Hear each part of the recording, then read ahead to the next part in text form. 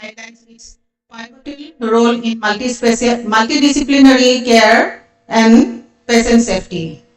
I would like to express my sincere gratitude to GM Sir for his constant support, which has enabled us to successfully implement HMIS across all the health establishments up to the health unit level.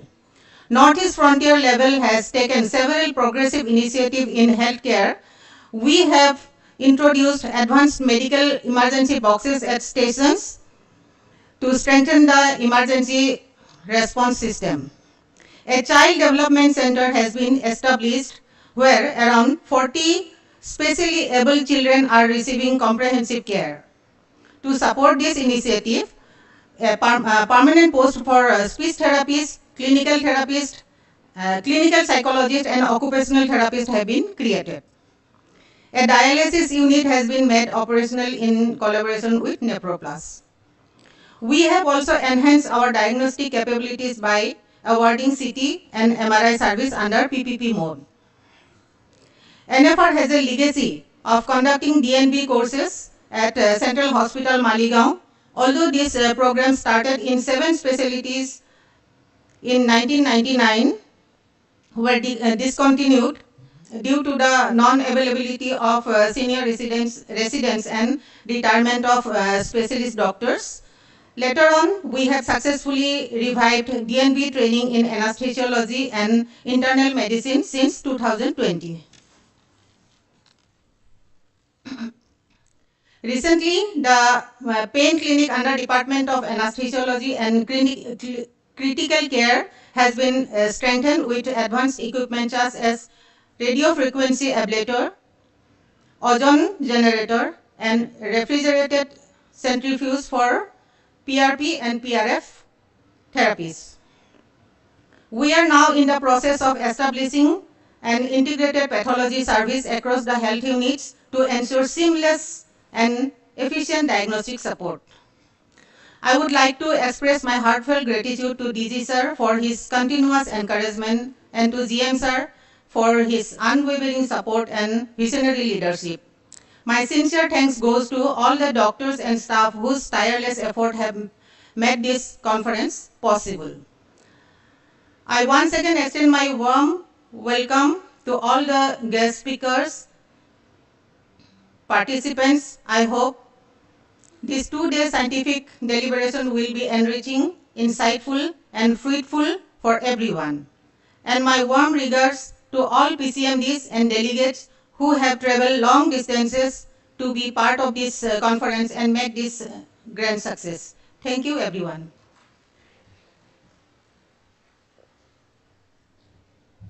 Thank you, ma'am. I now request our Chief Patron and General Manager NF Railway, Sri Chetan Srivastav, to kindly address this audience.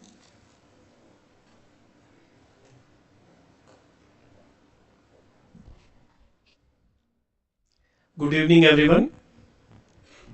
Dr. Jagdish Chandra, Director General, Indian Railway Health Services. Madam Dr.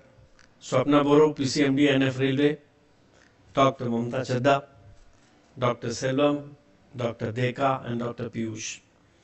Distinguished PCMDs from various zonal railways, my colleagues, members, and the medical fraternity.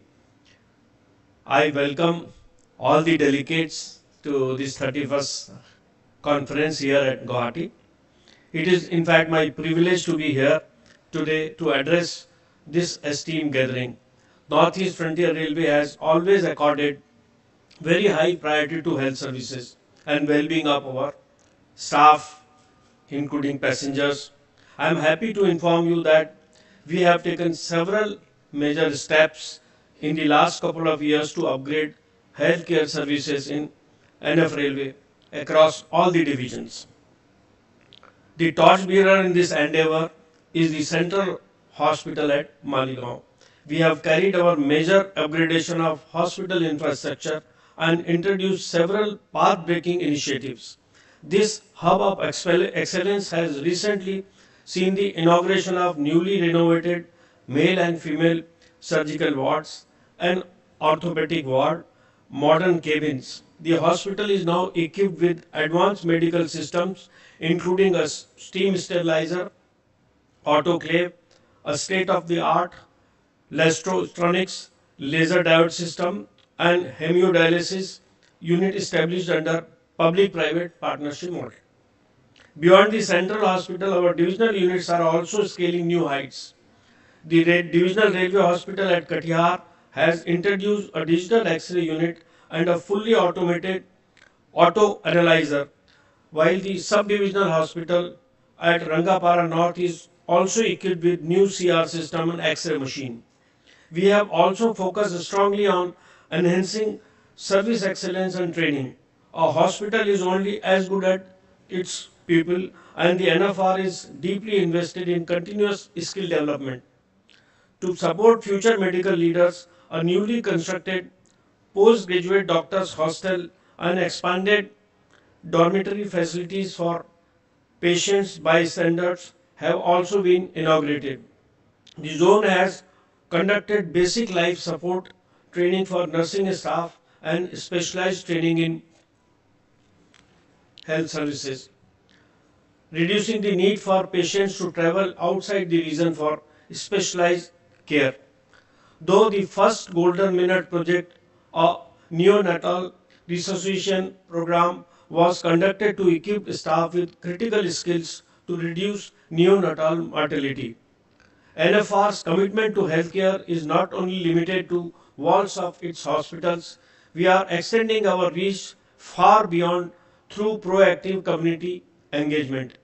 The railway has organized more than 100 multi-purpose health checkups camps across its divisions, benefiting thousands of employees and local community members.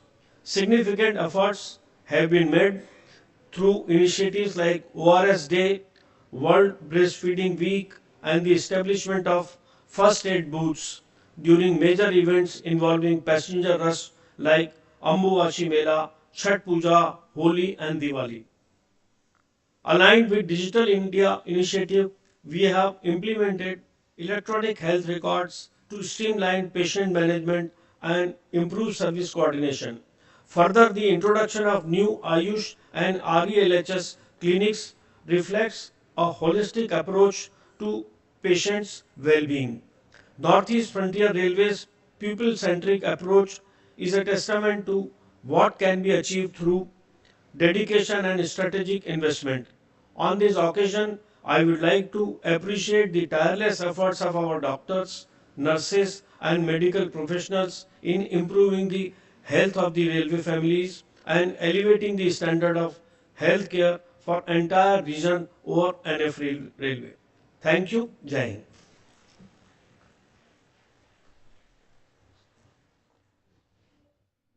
Thank you, sir, for your kind words.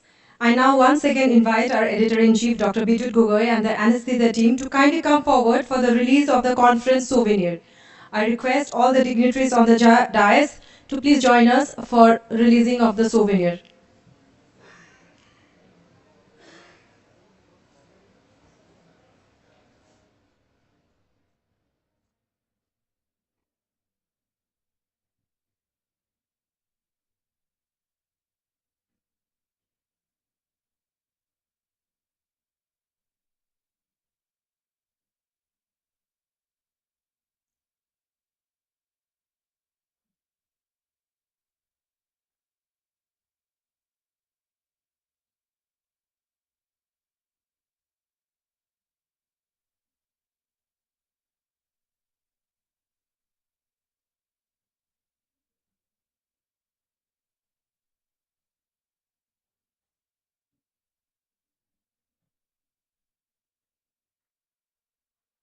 A big round of applause for the releasing of the conference souvenir.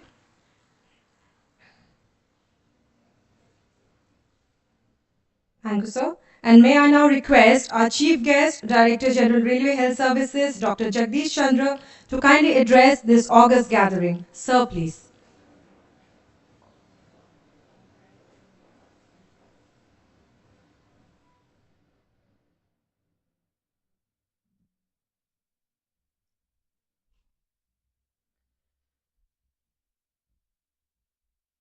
General Manager NF Railway Shri Chetan Kumar Srivastava ji, Dr. Mumta Chadda, President Raisa, PCMD NFR, Dr. Deka, Organizing Secretary, and Raisa Secretary Dr. Kamakshi Silvam, of the dais AGM NFR Madam AGM, PCME NFR, PCMDs of different zones, PCMOs, PCM and other senior specialists, and my fellow IRHSA member, doctors of Indian Railway Health Services. Good evening to all of you. It is a matter of great pleasure and honor that this conference is organized in the far east part of the India, which is said to be not easily visited by so many people. So I am very happy to see all of you. It's a large gathering. This is a really commendable thing to organize, and particularly the great host of this conference, patron GMNFR. So I don't have much words to say with regard to this great organization. The theme of this conference is very apt and इसको कहते हैं प्रासंगिक है, evidence based practice. In today's digital world, everything has to be documented and should be supported with the evidence. And this is in every sphere, not in medicine, wherever in whatever profession you are working, the basis of evidence cannot be denied. अब ये नहीं है कि चलता है, ये मेरा experience है. So everything has to be based on solid evidences. How to have such evidences, particularly in fast advancing and cutting edge technology field which deals with human lives, that is medicine, it definitely needs big investment.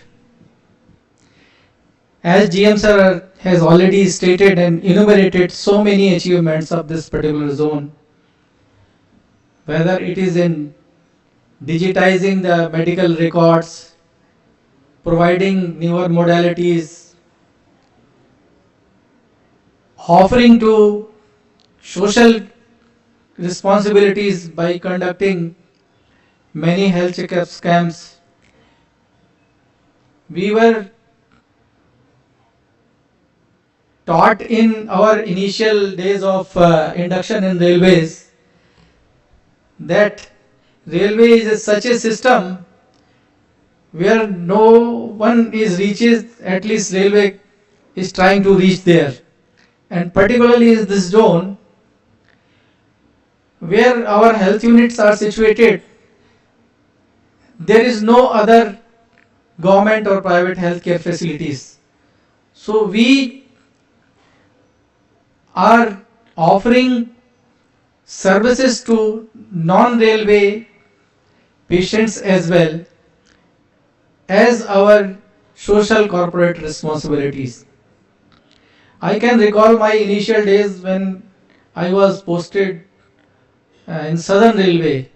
There used to be a lot many people are from Southern Railway. Dr. Kamakshi is there.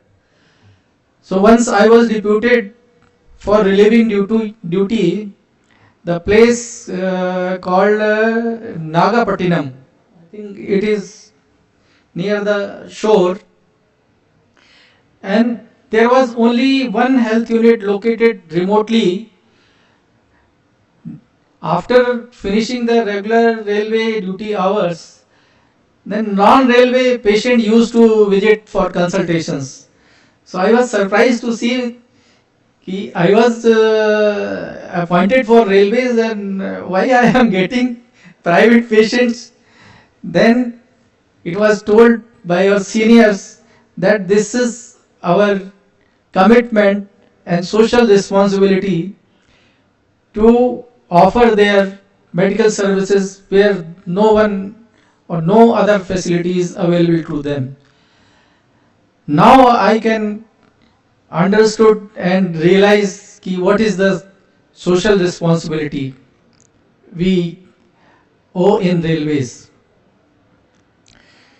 You are in a very prestigious organization, although we are working in an industrial setup, but our healthcare system, particularly in railways, has gone a very long way. We have started with primary health care.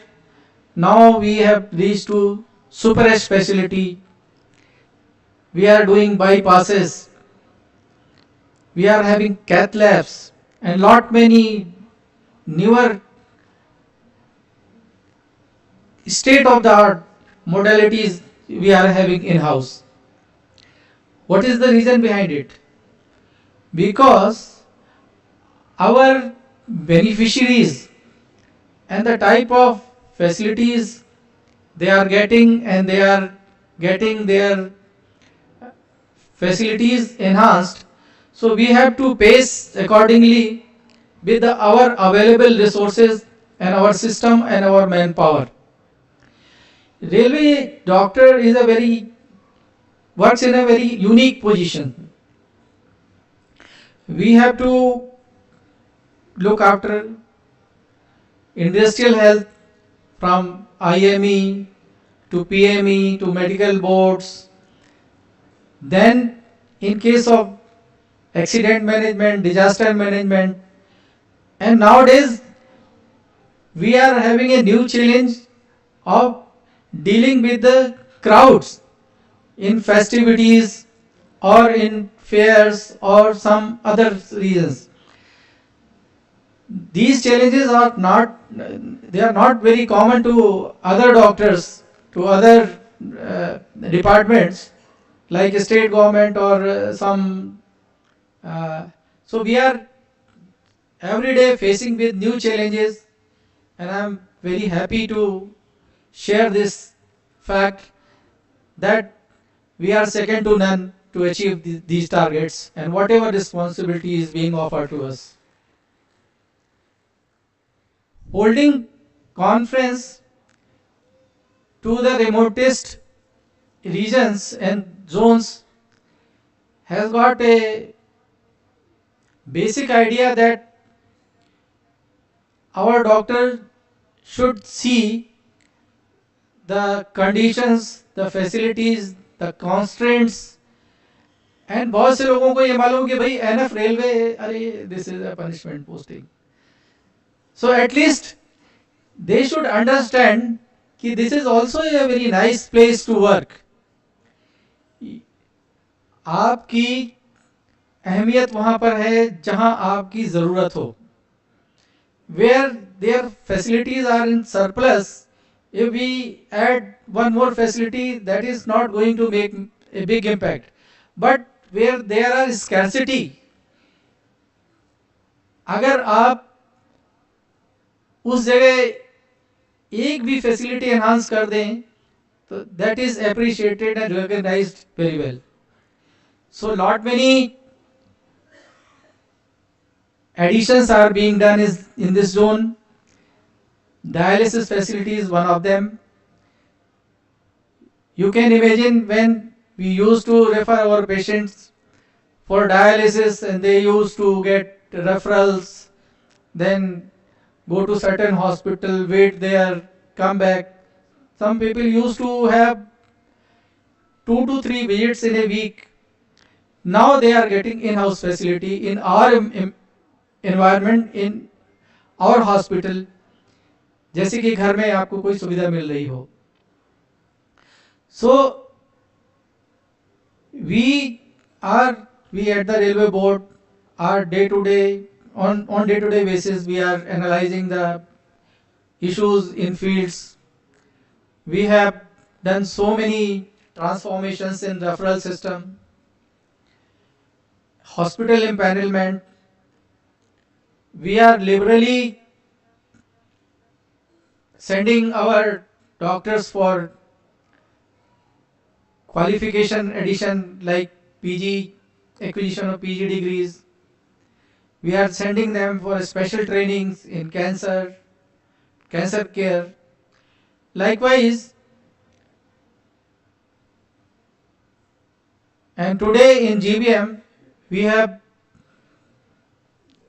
been prized by so many suggestions from our new colleagues who are having something in their mind that there should be this thing, that thing, this needs improvement, this needs change.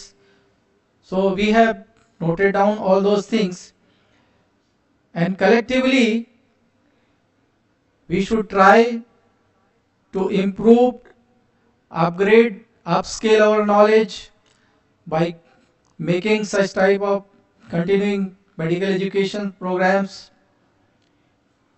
interactions. As such, in medical field we don't have any structured refresher teaching, particularly in medical field, although we are being sent for courses, different courses, administrative courses in IRIFEM, sorry. But apart from that administrative trainings, your clinical training is very important. It was mentioned by our doctors that previously there used to be some specialties. Now there are super specialties and subspecialties. Just taking example of anesthesia, previously we used to think that anesthesia का क्या मतलब है, surgeon के साथ उसको operate कराना होता है, बेहोशी देनी होती है. This branch has traveled very far away, and many specialties, subspecialties, interventions, they have come in, and these branches are super specialized in their own fields. So that needs training, exposure to our doctors so that they can deliver their services better to our beneficiaries. Our beneficiaries are very, very expecting, and they have this thing in mind that every facility which is available in corporate should be available in-house. So we are trying, we are taking proposals, we are taking new works, and we are getting support from the positive thinking administrators every time, whether it is in building upgradation or adding new equipment, costly equipment, whether it is in works program or MNP program. So I would request that this support should continue for the betterment of our railway parivar. So once again I would like to thank my organizing team of this conference, who have tirelessly worked day and night after a cancellation, and they continued with the same enthusiasm and effort that this conference has become a big success. So thank you very much. Thank you all. Jai Hind.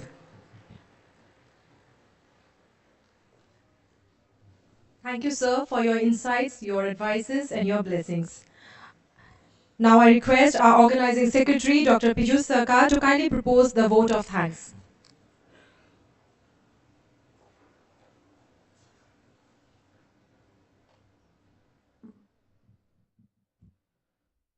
Respected Chief Guest, Dr. Jagdish Chandra GGIS sir, Guest of Honor, Mr. Chetan Kumar Srivastav, GMNFR, and all the dignitaries present on the dais and off the dais, ladies and gentlemen.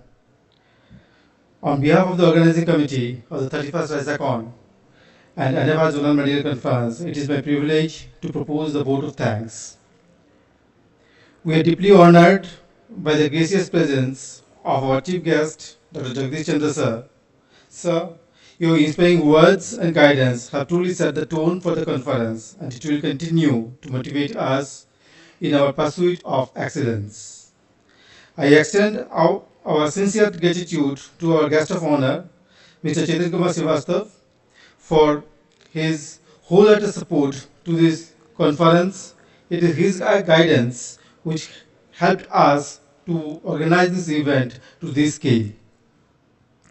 And sir, we are also thankful to you to spare your valuable time to be present between us at this moment. I would also like to express heartfelt thanks to all the distinguished dignitaries on the dais and off the dais, and all the speakers and all the delegates who have attended this conference from all the zones of different specialities. It is your presence which makes this conference fruitful. I would also like to thank the electrical department, the S&T department, and all the associated staffs of other departments who helped us throughout this event. And I won't take much time. Last but not least, I would like to thank all my sponsors who have helped me to organize this organization. Jai Hind.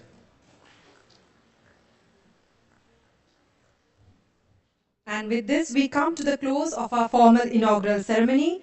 I request all the dignitaries on the dais to kindly take your place in the hall now. I request Dr. Anamika, Dr. Bidyut, Dr. Piyush to kindly accompany our dignitaries to the floor.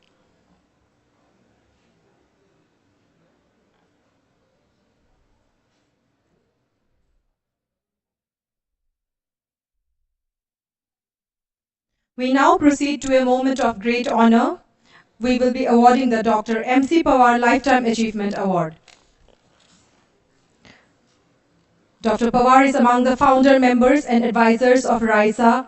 He was the first Joint Secretary of Railway Anesthetist Association during the first conference at Gorakhpur in November 1995. The Constitution book with rules and regulations of RAISA was written and printed by him and Dr. D.N. Upasni as approved by the JBM in 1997. He organized the second annual conference of the Indian Railway Anesthetist Association at Jodhpur in 1996. He served RAISA as honorary secretary and president. He edited and published the first and second news bulletins of RAISA. RAISA's emblem and flag are designed and created by him in 1997 and approved by ISA in 1998. The first directory of RAISA is published and edited by him in 1998. He appealed to the ISA Governing Council during ISACON 1996 at Hyderabad to recognize our association as part of ISA and finally obtained approval of our association as Railway Forum of ISA affiliated to ISA in 1997. RFISA session started during ISACON 2007, Visakhapatnam, due to his efforts. He contributed as the co-chairman of scientific committee and in charge of the souvenir during ISACON 2008 in Jodhpur. The four-member committee headed by him recommended for the improvement of the anesthesiology services in Indian Railway in 2004 and approved by the Railway Board in 2005. He has traveled all over our country for spreading awareness about the field of anesthesiology and integrating railway anesthesiologists. He has donated rupees 30,250 for the Dr. M.C. Pawar Lifetime Achievement Award and the Best Poster Award on Public Awareness. He is now practicing anesthesiology as a freelancer in Jodhpur after retiring as CMS and Chief Anesthesiologist in 2007 from Northwest Railway, Jodhpur. His areas of interest are creating public awareness about the specialty. He has become an institution in himself in the field of railway anesthesiology. He started his career in anesthesia more than 50 years ago, and his commitment to self-discipline, high and different thinking, and unique working standards, simple and honest living, makes him a benchmark for all. His every step is dedicated to the foundation and sustained progress of RISA with the aim of selfless service to the welfare of our society, to promote health, universal brotherhood, love, and peace for all. I request Director General Railway Health Services, Dr. Jagdish Chandra, to kindly present the Dr. M.C. Pawar Lifetime Achievement Award in the 31st RAISACON to Dr. Shrabani Bosu. I request Dr. Shrabani Bosu to kindly come up on the stage to receive your award. I would also like to call upon Dr. M.C. Pawar himself to kindly join us, sir, on the stage, please, sir.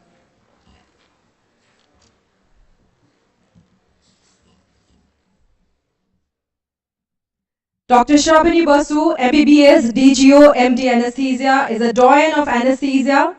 Her career is defined by decades of unwavering commitment to patient care and medical education.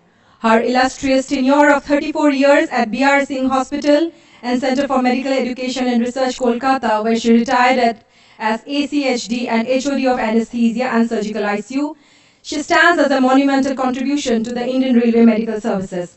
Her leadership extended into the private sector as Director and HOD at Fortis Hospital, Anandapur, and continues today in her role as Professor of Anesthesia at the Jagannath Gupta Institute of Medical Sciences. As a dedicated DNB teacher since 2006 and an examiner since 2016, she has been a foundational pillar in training the next generation of specialists. Dr. Basu was the Vice President and Acting President of RISA during 2019 and raised RISA to new heights. Her influence on organized medicine is profound, having served as president of both the ISA Kolkata Metro City branch and the ISA West Bengal State branch. Her administrative acumen has steered major international, national, and state conferences. Her pivotal roles in the All India Difficult Airway Association and the Research Society of Anesthesia Clinical Pharmacology underscores her status as a thought leader in perioperative medicine. From her scientific chairmanship at the 2025 ISPCon M to her lifelong membership in elite bodies like the Academy of Regional Anesthesia, Dr. Basu embodies the spirit of lifelong learning.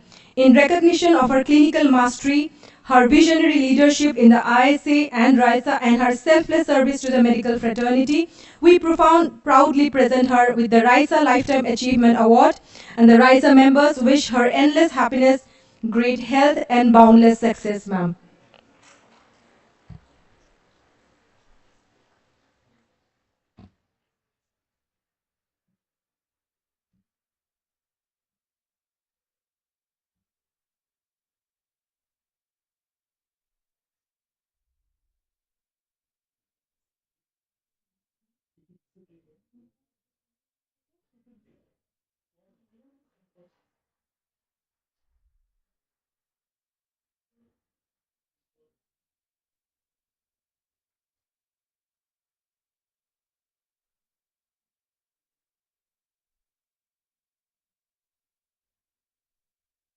I would also like to call upon now Dr. Somnath Saha, who will be presenting her a very special gift.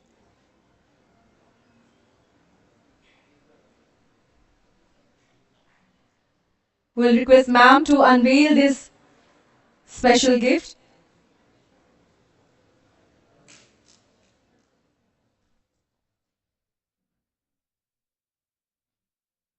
This is her portrait by a very special, very creative Dr. Saha.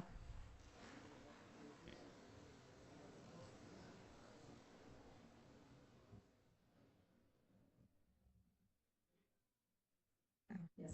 Now I request ma'am to say a few words, please.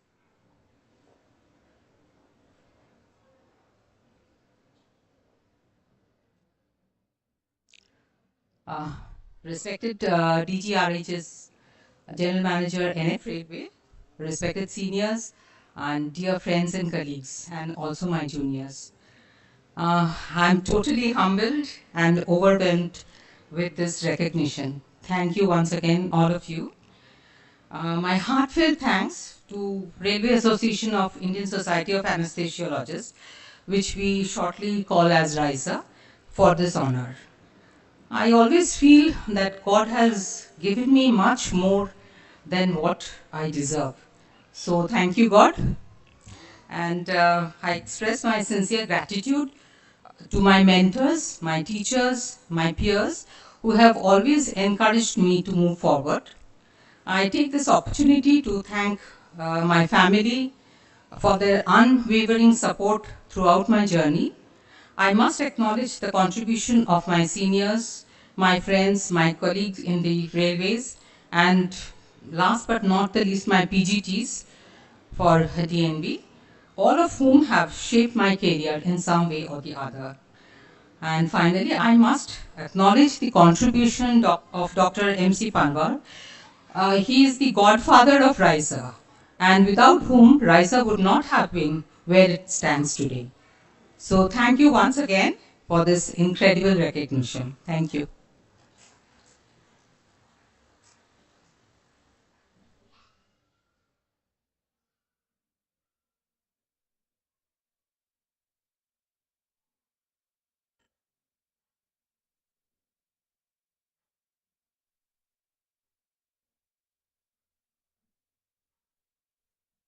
Ladies and gentlemen, we now move on to the prestigious Dr. D.K. Ghosh Memorial Oration. Dr. Dilip Kumar Ghosh, a pioneer of orthopedic care in Northeast India and a physician revered for his compassion, humility, and dedication, he embodied the true spirit of medicine, where clinical excellence met humanity. His life's work transformed countless lives, not only through surgical skills, but through an unwavering commitment to patient care across all sections of society. Hailing from Goalpara, Dr. Ghosh completed his MBBS from Guwahati Medical College in 1975, followed by an MS in orthopedics from AIIMS New Delhi in 1978. During his 5-year tenure as senior resident surgeon at AIIMS, he earned the reputation as a meticulous, dexterous, and a very thoughtful surgeon. In 1982, he returned to Guwahati and joined the Indian Railway Medical Services at Central Hospital, NF Railway, Maligaon. With remarkable vision and determination, he single-handedly established the orthopedic department, introducing modern surgical techniques and equipping the unit with advanced tools. He also initiated the DNB program in orthopedics at the Central Hospital, nurturing future generations of orthopedic surgeons. Within a short span, the department evolved into a major referral center for orthopedic and trauma care, serving patients from across the Northeast Frontier Railway Zone, including Bihar and West Bengal. His pioneering role also extended to the establishment of the Tolaram Bafna Artificial Limb and Caliper Center in North Guwahati, further expanding access to rehabilitative care for those in need. Even after retirement, Dr. Ghosh continued to serve patients in Guwahati until the final months of his life. His medical practice transcended boundaries of socio-economic, cultural, and religious backgrounds, reflecting his deeply humane approach to healing. Soft-spoken, gentle, and altruistic, he was admired not only as a surgeon but as a mentor and a compassionate caregiver. Dr. Dilip Kumar Ghosh's life stands as a testament to the Hippocratic ideal. Wherever the art of science is loved, there is also a love of humanity. His legacy lives on through the countless lives he healed, the institutions he helped build, and the enduring inspiration he leaves behind. I'd now like to request Dr. Aman to kindly play a video on the life of Dr. D.K. Ghosh.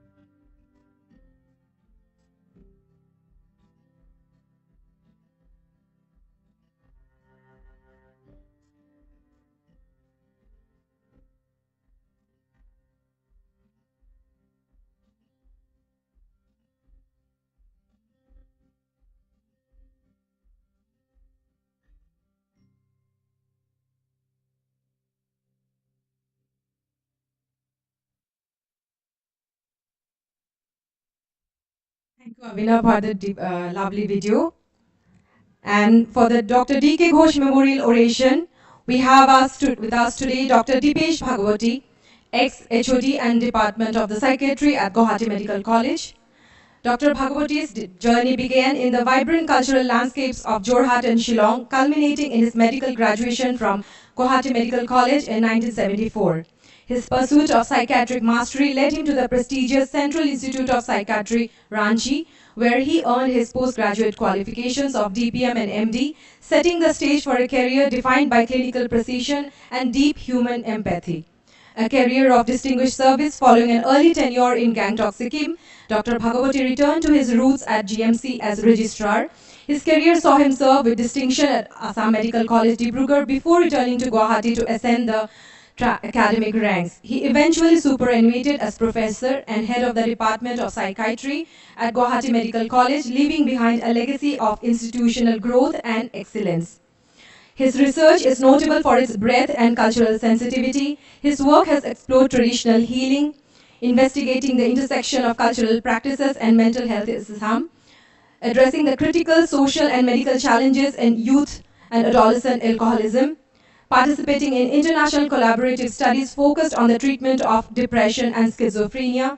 His insights have been disseminated through the numerous national and international journals and presented at global conferences, bridging the gap between local clinical realities and international psychiatric standards. A leader of international standing, Dr. Bhagwati has held prestigious roles including International Fellow of the American Psychiatric Association, former Director of the Board of Directors, Asia Pacific Society for Alcohol and Addiction Research, past President of the Eastern Zonal Branch of the Indian Psychiatric Society, and the Founder Secretary and past President of the Alzheimer's and Related Disorder Society of India, Guwahati Chapter.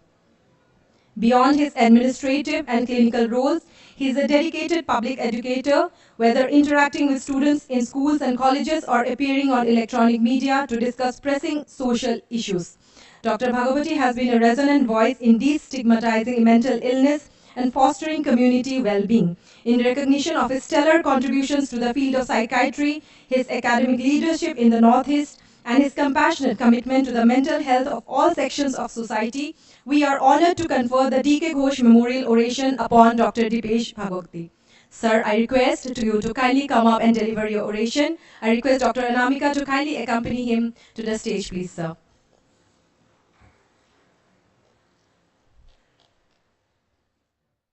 May I request Dr. B.P. Dekka, Organizing Chairperson, to kindly felicitate our esteemed orator with a Fulam Gamusa and a citation, please.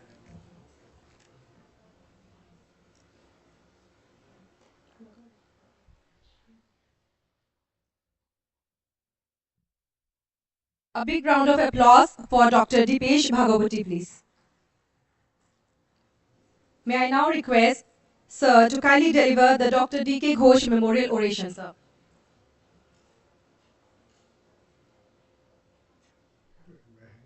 Hand microphone. No, I prefer that. Yeah, I prefer that. Good evening, everyone. First of all, I must thank the organizers for having conferred upon me the honor of delivering the Dr. Dilip Kumar Ghosh Memorial Oration. Professor Chandra, Dr. Mr. Srivastava, and all hello, yeah. Hello, yeah. And it's a privilege and honor for me, Father, as Dr. Dilip Ghosh, whom I call Dilip, was a class friend of mine in the medical college. And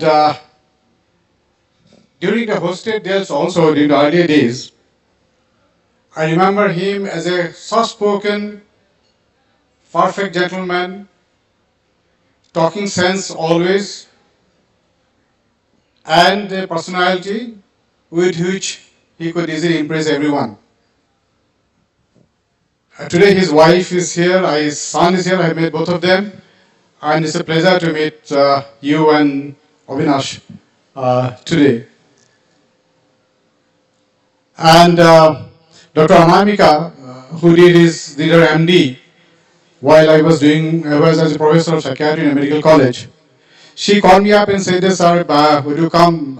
It is Dr. Dilip Ghosh Memorial Oration." I said it would be an honor definitely to come here. And then I asked her what the subject that you want me to talk on, because this will be an eclectic group of different specialties involved from the railways department all over the country. She said it is sleep because of the 13th March happens to be a sleep day. But for reasons all of you know that we had to postpone it. There is more important events were there. So based on that, so we'll even though it has been postponed beyond, we'll continue with the same topic. Now here is a disclaimer that I want to say. This slides you can see a lot of colors. I must go back and talk a little bit of intelligence while talking about the slides, the PowerPoint presentations. Intelligence is something that irrational thinking, purposeful action, and effective dealing with the environment. And that is what we know is intelligence. But nowadays there are two kinds of intelligence. One is what we call intelligence, which is supposed to be natural intelligence, and there's one more which is called an artificial intelligence. So with my natural intelligence, I prepared the PowerPoints in a black and white. Then my son, who is in the next generation, the Gen Z, he said, why don't you give it to the artificial intelligence to improve upon what you have done? I said, that's very good, very fine. We'll do that. So he said that you upload in a, something called cloud.ai. So what I'm supposed to do, he said, you just tell them what they're supposed to do, do it. So I asked them, from black and white, make it colorful and with some illustrations. Now, what you will see here is an amalgamation of my natural intelligence and an artificial intelligence which has made it colorful with some illustrations. And the colors are mostly, they have made permutations of all the rainbow colors, permutation, combination, all the rainbow colors. And sleep is something that is, we said is important part of life because quite a large part of our life we spend in, in sleep, about 1/3 of our life.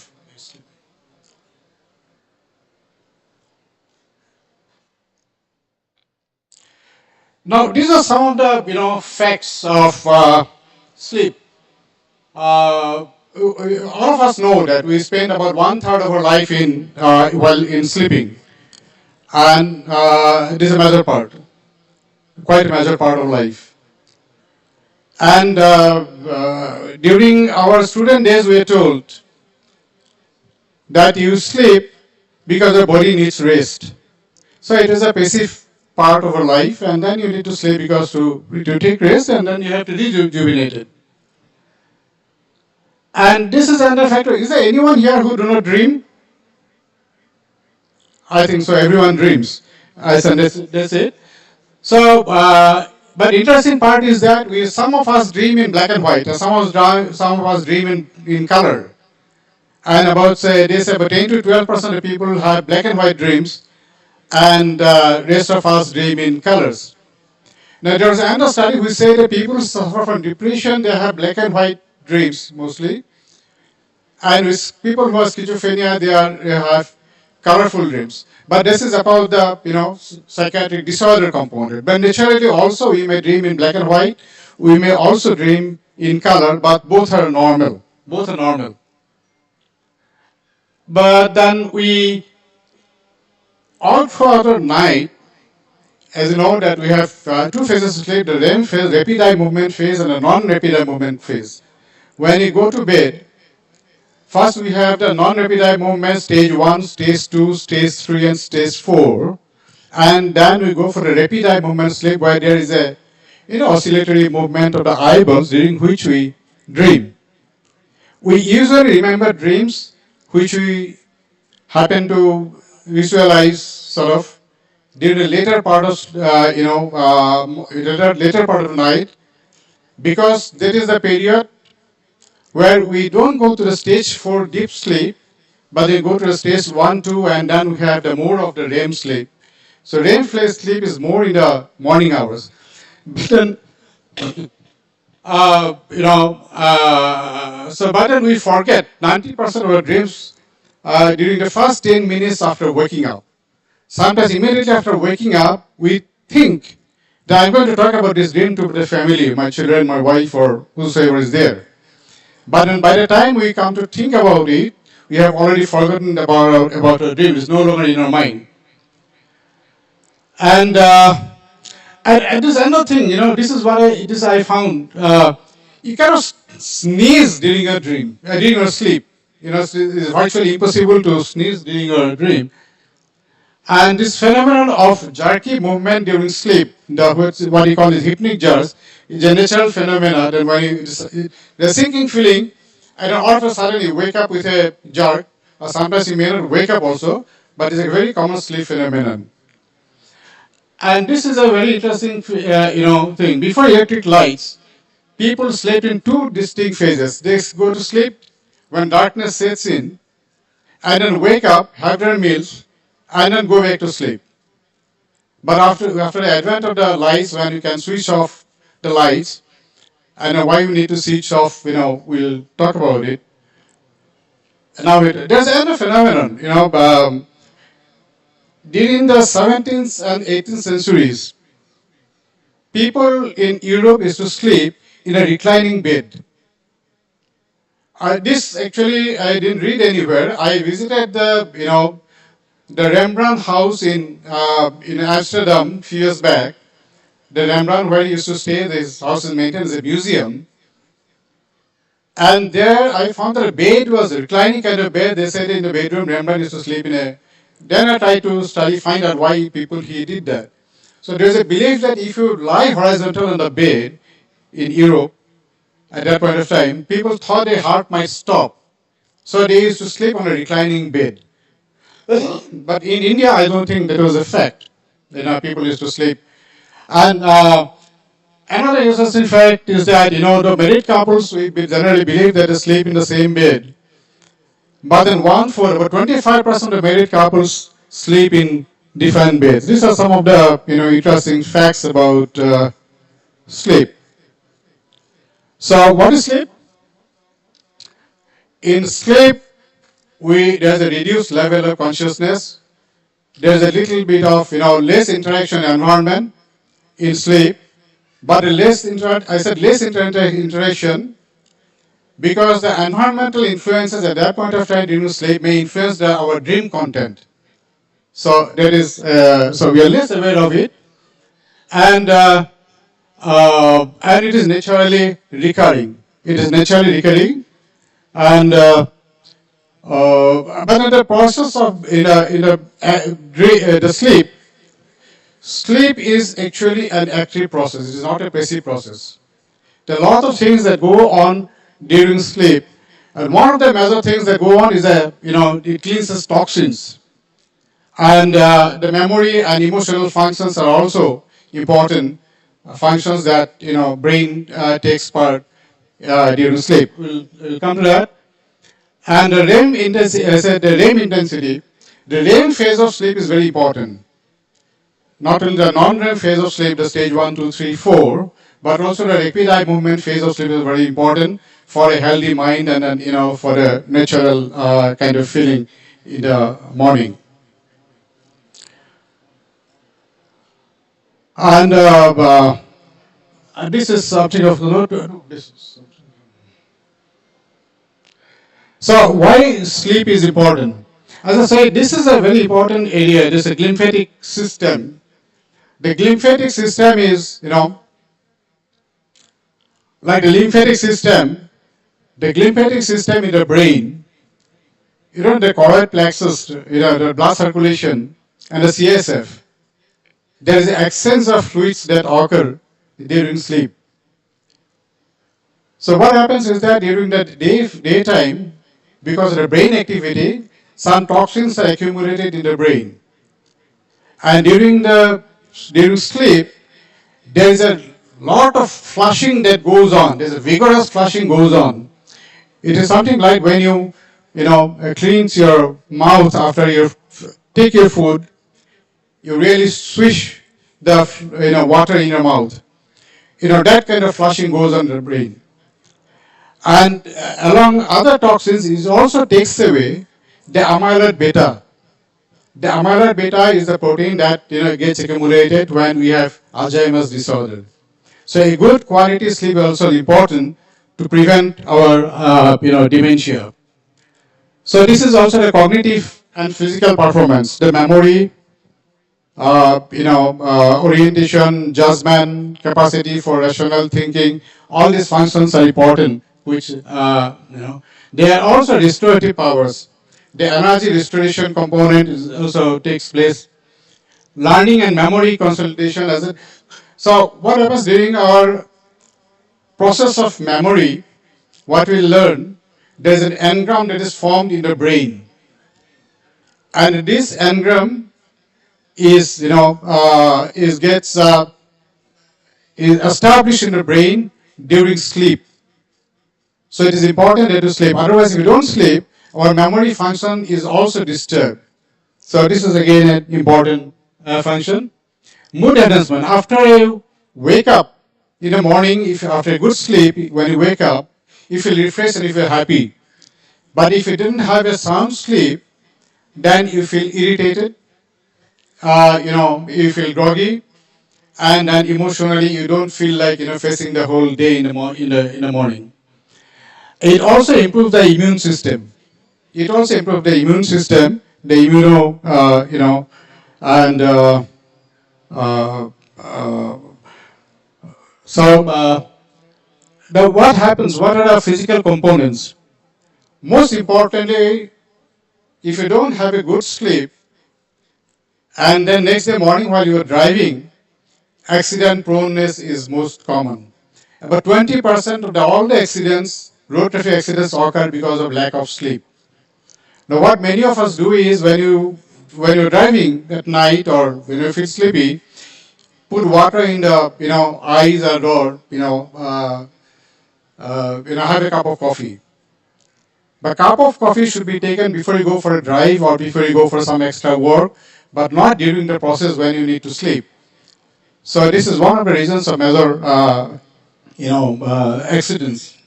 Other, problems that will occur with lack of sleep are hypertension, diabetes, obesity. The depression is one of the, major psychiatric disorders that occur because of poor sleep.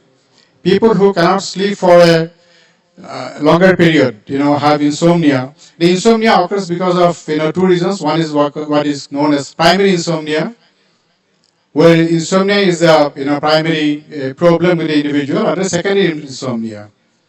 Secondary insomnia could be because of environmental reasons or sometimes because of certain illnesses also. Even a joint pain might give to insomnia, a backache might give rise to insomnia, a poor bed might give rise to insomnia. So you have to find out the cause of why this is happening. And then the problem of heart attack and the stroke. So these are some of the issues, problems if we don't have good. So sleep is a function while taking a medical history that we should also inquire into. What about your sleep? And most often in almost all the medical complaints, people would talk about not being able to sleep well. And what are the systems that regulate our, sleep? One is that, the more important, the circadian clock. The circadian clock is about a 24-hour clock system, like the day and night. We being a part of the universe, in universe, everything goes in a rhythm. Everything goes in a rhythm, including the day-night rhythm, because the sun sets and the sun comes, and and our body has also adjusted to the universal rhythm. And so during the daytime and nighttime, when this darkness sets in, we feel sleepy. And with the treating, what has happened is that from the pineal gland, there is melatonin secretion when there is darkness. So melatonin secretion is one of the, is a very important chemical which induces us to sleep. Nowadays, people talk about the children shouldn't be allowed to look at the mobile screen before going to bed or after going to bed. Now, what happens if a person goes into screen? If you go into the screen during sleep, or when you're about to fall asleep, or you're in your bed, that doesn't allow the melatonin to be secreted. So if the melatonin is not secreted, you can't get sleep. So for melatonin secretion to occur, it's necessary that we have a proper environment. We have a proper environment, so that so the biological that clock is maintained. Otherwise, the sleep or restorative process. The more awake you are, the more alert you are in the daytime. There's a secretion of adenosine, and adenosine is important for sleep. So the more you are awake, the more you are alert during the daytime, the more active you are during the daytime, the more accumulation of adenosine. So you go into a what? You go into a more requirement of more and more sleep. But nowadays, what is happening with people is that they try to avoid. So avoidance of sleep causes something called sleep debt. So how much of sleep is necessary for us? For as all of you know that newborns they take about 3/4 of the time they sleep after the 2 months of age, and gradually the amount of sleep diminishes, and in infants up to 1 year it is about 14-15 hours, toddlers little bit less, about a couple of hours less, children 3 to 12 years about 10 to 13 hours of sleep is necessary, and adolescents what happens they need about 10 hours of sleep. Nowadays adolescents they have a lot of activities besides studies. They have to they play activities, they dance, learning music, going for tuitions. And when they sleep late in the morning, the adults have a tendency to scold them that how you have to study and then why you're sleeping for so long. But the point is that they need to sleep. If the sleep is not adequate, the restorative process is not there, the memory component is disturbed, the capacity to learn is disturbed. So adolescents should be allowed to sleep at least for 10 hours or so. That much of time is necessary, about 9 to 10 hours. And there is also a saying, but the older people need less of sleep, which is a misconception. The older adults need that much of sleep, like 8 hours plus minus 1 hour, as other adults. So gradually it decreases, but for everyone, about 7 to 9 hours of sleep, 8 hours plus minus 1 hour of sleep is necessary. Now this is about what I call a sleep debt. What is a sleep debt? So you need to sleep for 7 to 9 hours, 8 hours plus minus 1 hour. If I sleep less, say if I sleep for 5 hours today, so for tomorrow I shall have a sleep debt. I have taken a loan from today's sleep, which shall I have to repay tomorrow. But sometimes students before exam they study late and then they don't sleep for long, and so they acquire a sleep debt. So people who may be working late at night, they maybe have a sleep debt. So as the sleep debt accumulates, you have to repay it. So the more you lose your sleep, the higher amount of debt you accumulate. So it's something the loan that you have to repay. So you have to repay it. So once in a while we can do that. But if it persists for a long time, then your sleep debt keeps on accumulating. That has a long-term detrimental effect on the health. Like we have talked about heart disease or depression disorder, stroke risk factor, diabetes, hypertension, all these factors. There's another important thing that I want to say is that depression is very closely related to cardiac diseases, particularly myocardial ischemia. C-reactive protein, which is an indicator of inflammation, is increased in depression, which is also increased in CRP is also increased in case of myocardial ischemia, ischemic changes. So depression is not only emotional disorder, but it is also an inflammatory disorder. And there have been new studies which say that you have to anti-inflammatory medications may help in treating depression. So these are some of the things. And these are the two reasons why you take an afternoon. Is an afternoon nap is important. Why do you talk about afternoon nap? In Spain, everything closes. Everything is shut down in the afternoon for about a couple of hours. Now our alertness decreases physiologically in the mid-afternoon. Say approximately 4 p.m. plus minus for a couple of hours. The afternoon our alertness decreases. That is when we need to, or rather, we don't really need to, but many of us do take an afternoon nap, and then you feel refreshed after that. The same thing happens, in the morning hours, late night. This is what happens. Alertness decreases, and as the morning goes on, then alertness go on increasing. So. If you ask the question, does this afternoon nap is important?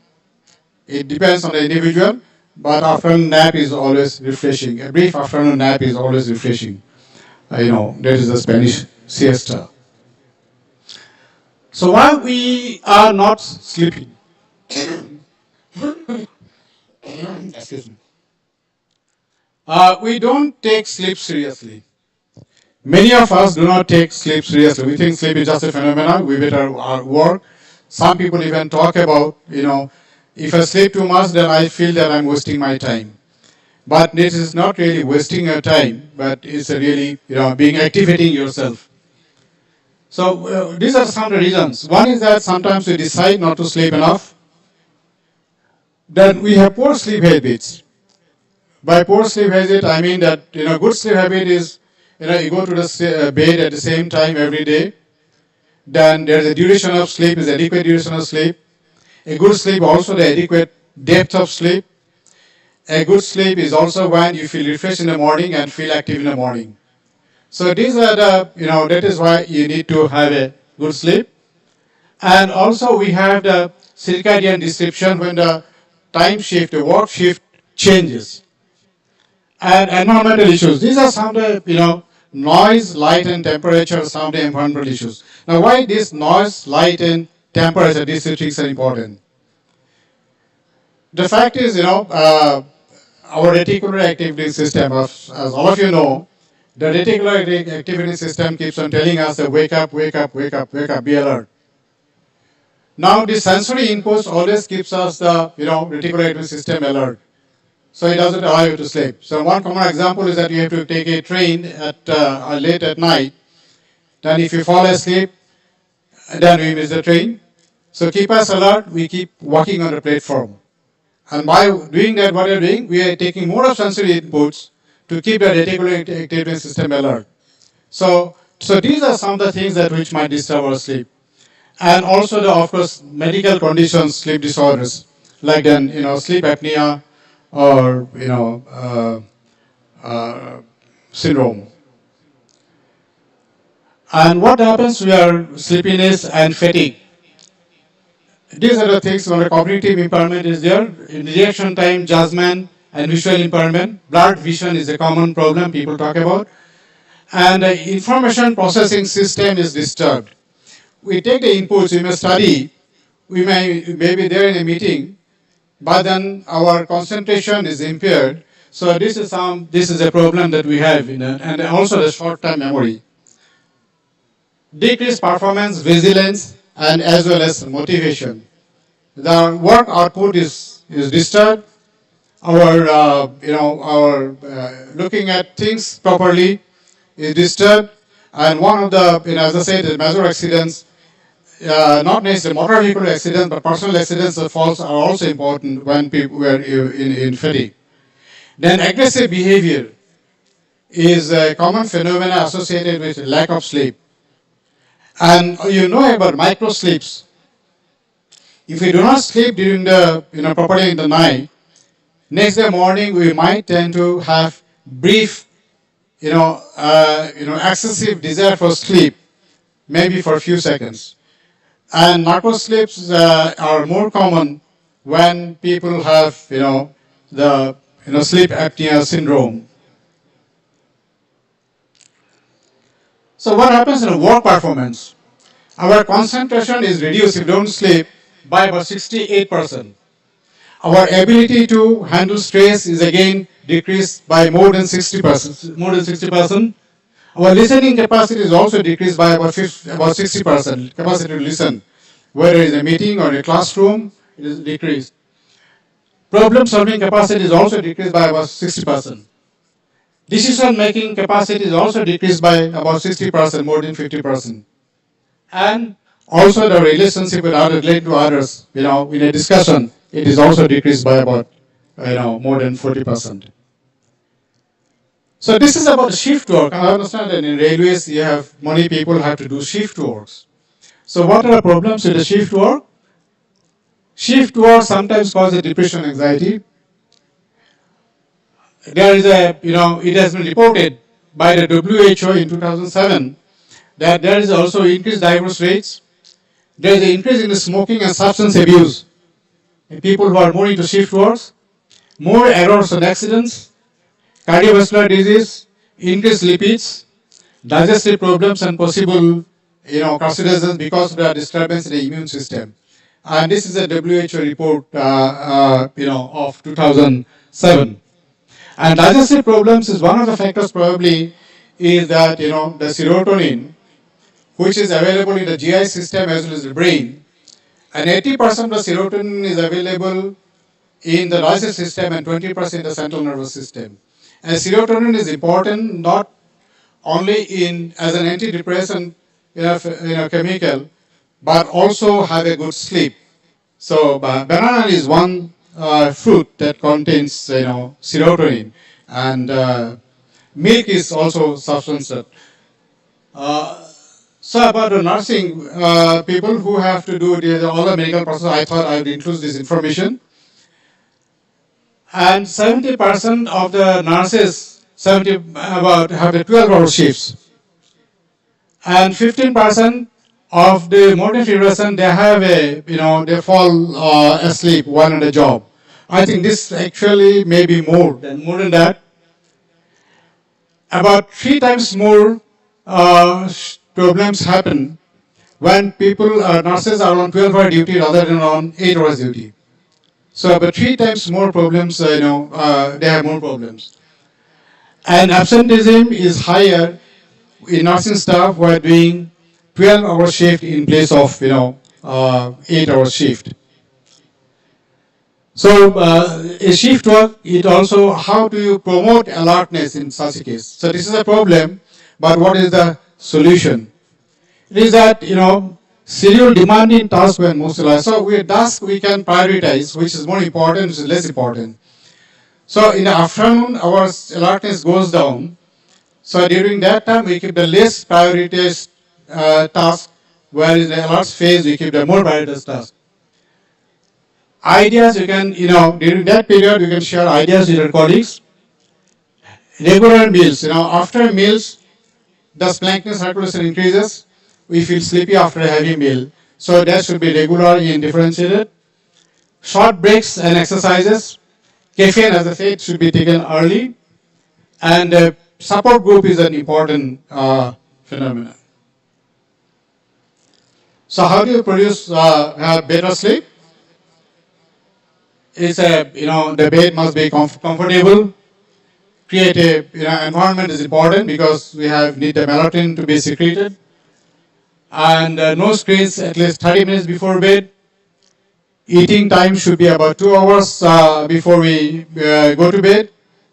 Caffeine, nicotine, alcohol should be taken earlier, more than 2 hours before we go to bed, and better avoid nicotine altogether. Nowadays, students take a lot of caffeine-containing substance to remain awake and be able to study, like Red Bull and some of these energy drinks, but they contain a high amount of caffeine.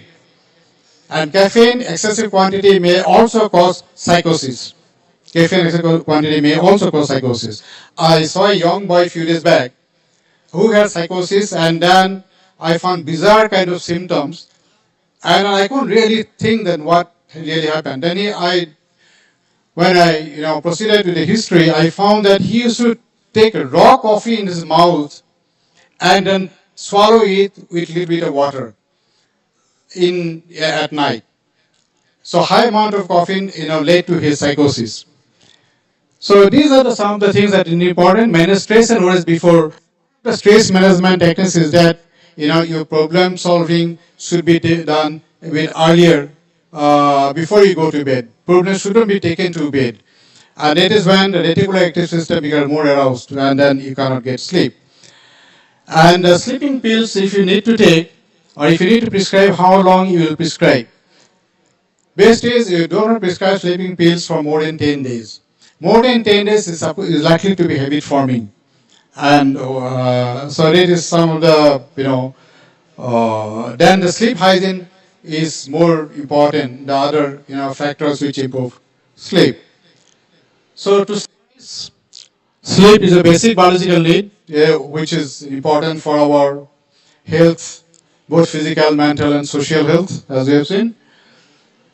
And it is critical even for more so for shift workers. And sleep, if it persists, then we need to consult somebody, a medical personnel. And healthy sleep practices, going to bed in time and sleeping for adequate time, not going for the screen during the bed, not having problems, not taking problems to bed. And these are some of the sleep hygiene methods which might improve sleep. And so I thought we discuss about it, little bit of sleep, not only the science but also the some of the things that we should need to know about how to improve our health with sleep. With these words, with again paying homage to my friend Dr. Dilip Ghosh, and thanking you. Thank you very much.